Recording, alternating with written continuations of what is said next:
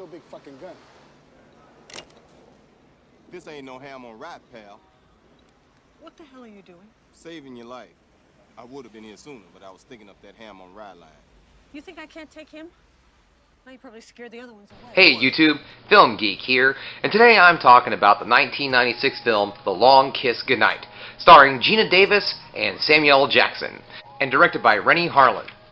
Gina Davis plays Samantha, your not-so-average small-town teacher. Why not so average? Well, you see, Samantha actually only has memory of 8 years. She suffers from amnesia. 8 years ago, she woke up in the shores of New Jersey with no memory of what happened to her. Fast forward 8 years, she has a daughter and she's living in a small town in upstate New York.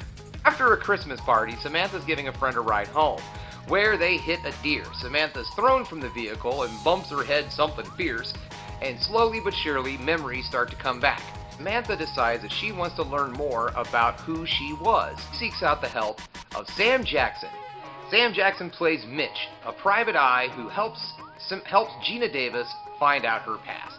What is Samantha's past? Well, Samantha actually ends up being Charlie, a government-trained assassin on the run from an organization of assassins hired by the U.S. government. So what are my thoughts on this film? Well, it's a lot of fun. I know I say that a lot, but this is one of those action films that is just really different for its time period. Number one, this movie is a female lead. It doesn't play by the usual 90s action tropes, which is a lot of buddy cop or over-the-top machismo type stuff. Utilizing a female lead in this movie, it made it really unique and stand out by the other action films of its time. Gina does a great job as an action lead in this film. Samuel L. Jackson fulfills his part as not just the comic relief of the movie, but he also kind of breaks the normal, again, action tropes of the 90s. This movie is a female-led action hero where the male character is pretty much useless throughout the entire movie. I don't mean that Sam Jackson doesn't bring anything to this. He's a private eye, he kind of knows how to use a handgun, but he is in no way at the level of operatives that are coming after he and Gina Davis. So he pretty well fulfills the damsel in distress character of this film. At one point in the movie, he actually looks at Gina Davis and goes, "I'll just wait for you to come rescue me." This movie was a really different, unique film for its time period. This is not Rennie Harlan's first foray into the action film genre. Some people may know him as the director of Die Hard, and others may know him as the director of The Adventures of Ford Fairlane and Nightmare on Elm Street 4, The Dream Master. Sadly, this film did not do so great at the box office.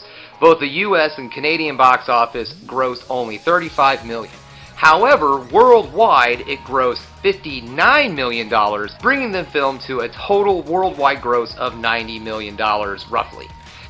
There was the possibility of a sequel talked about in 2007, though here it is 2020 and nothing has really been said. Long Kiss Goodnight is a very different kind of action film for its time. This does not rely upon the machismo, macho tropes of other action films. Gina Davis brings a very different feel to this film, and it's not corny. It's not one of those, oh, I'm a tough lady, so I'm gonna act like a dude. This movie does focus on the fact that the lead is a female character, and that's what makes it great. My final thoughts on this film is definitely check this one out. I have found it on Vudu to rent. I'm not sure if it's on any free streaming services. I know that it's not on Netflix right now. It could be on a channel like Crackle or Tubi, Pluto TV. Those are always good streaming services to try to find some of these B-rate action nuggets that I talk about, or any of these B films that I talk about. Tubi is a treasure trove of just fun stuff. I'm not getting any kind of